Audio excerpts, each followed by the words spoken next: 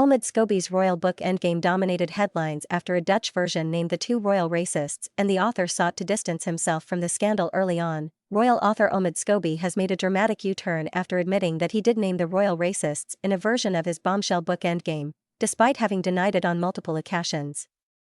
His book dominated headlines last week after a version of his book published in the Netherlands named two senior royals who had held discussions about the skin color of Prince Harry and Meghan Markle's first child, Prince Archie. The book was quickly pulled from the shelves, but the damage was already done. Piers Morgan named the two royals live on air, and other news outlets followed suit and revealed their identities. The Daily Express has chosen not to name the two individuals. Confronted with claims he had put the names into an earlier manuscript of the book, Mr. Scobie initially said he had never named them. He said this repeatedly in interviews and has refused to apologize. However, the author has now admitted to doing so.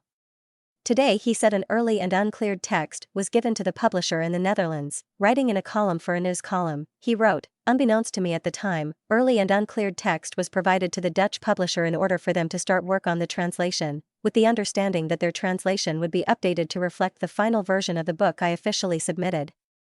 He added, "To be clear, the only publisher I worked directly with was the one covering the US and UK. I spent almost 2 months with independent British barristers and in-house legal counsel to ensure that every detail in the finished book was legally watertight." Just last week Mr. Scobie insisted the Dutch version was not a stunt, telling ITV's Good Morning Britain, "I never submitted a book that had those names in it."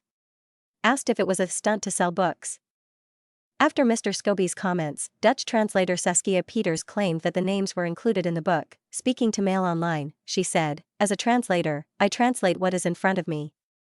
The names of the royals were there in black and white. I did not add them.